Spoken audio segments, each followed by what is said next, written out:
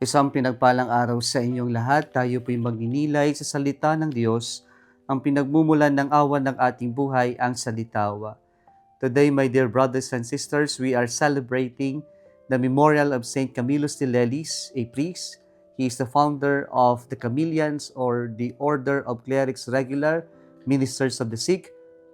Pinabati ko po ng isang maligayang pagdiriwang ng kapistahan ang lahat ng mga Camillians na pare at mga religious sisters sa pagdiriwang ng dakilang kapistahan ng inyong founder na si Saint Camillus.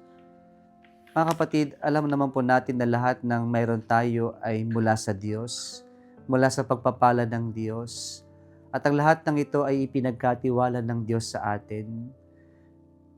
At sana wag natin itong kakalimutan. Subalit sa lahat ng pagpapalang natanggap natin, huwag din natin kakalimutan na ito'y may kaakibat na responsibilidad or accountability. Dahil ipinagkatiwala sa atin ng Diyos ang mga bagay-bagay na ito, meron din tayong responsibilidad na alagaan, protektahan at pagbungahin o palaguhin kung anuman ang ipinagkatiwala sa atin ng Diyos. Ito ang punto ng ating Panginoong Jesucristo sa ating Ebanghelyo ngayon when He reprimanded Chorazin and Bethsaida. Why? Because they were so privileged. These towns were privileged to witness the miracles of the Lord, the great things that the Lord has shown to them. But despite of all these things, they were so hardened in believing in Jesus, in converting.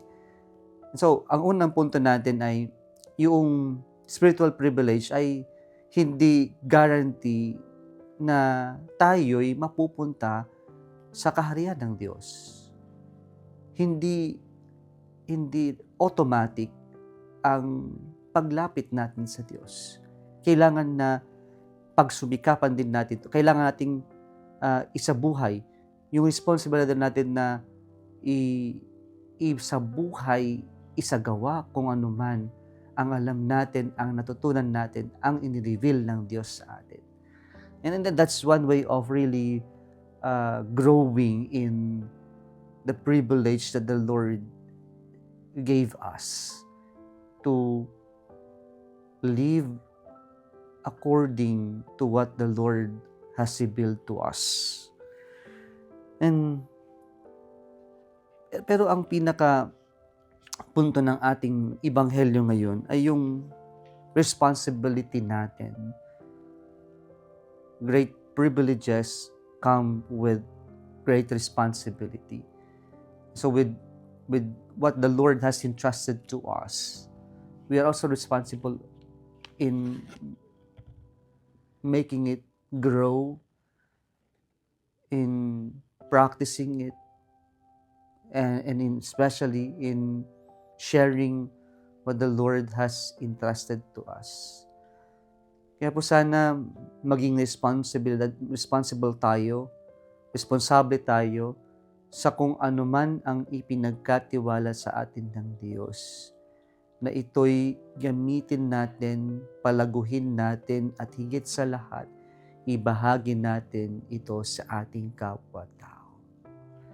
Mga kapatid, huwag nating hayaan o sayangin ang mga pagpapalang ipinagkatiwala sa atin ng Diyos kasi binabaliwala natin na para tayong mga puso na pathway na walang pakialam.